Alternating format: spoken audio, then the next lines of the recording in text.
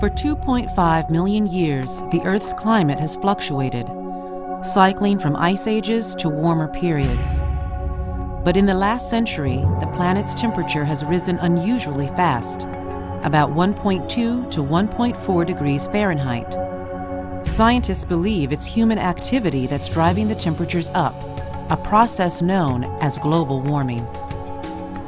Ever since the Industrial Revolution began, factories, power plants, and eventually cars have burned fossil fuels such as oil and coal, releasing huge amounts of carbon dioxide and other gases into the atmosphere. These greenhouse gases trap heat near the Earth through a naturally occurring process called the greenhouse effect. The greenhouse effect begins with the sun and the energy it radiates to the Earth. The Earth and the atmosphere absorb some of this energy, while the rest is radiated back into space. Naturally occurring gases in the atmosphere trap some of this energy and reflect it back, warming the Earth. Scientists now believe that the greenhouse effect is being intensified by the extra greenhouse gases that humans have released. Evidence for global warming includes a recent string of very warm years. Scientists report that 1998 was the warmest year in measured history, with 2005 coming in second. Meanwhile, readings taken from ice cores show that the greenhouse gases carbon dioxide and methane have hit their highest levels in the past 420,000 years. Arctic sea ice is also shrinking.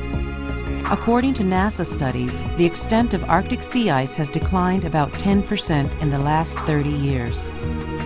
As long as industrialized nations consume energy and developing countries increase their fossil fuel consumption, the concentration of greenhouse gases in the atmosphere will continue to rise. Researchers predict that temperatures will increase about 2 to 10 degrees Fahrenheit by the end of the century. What's less certain is what rising temperatures mean for the planet.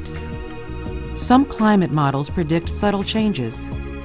Others forecast rising sea levels which could flood coastal areas around the world. Weather patterns could change, making hurricanes more frequent. Severe droughts could become more common in warm areas, and species unable to adapt to the changing conditions would face extinction. Although much remains to be learned about global warming, many organizations advocate cutting greenhouse gas emissions to reduce the impact of global warming.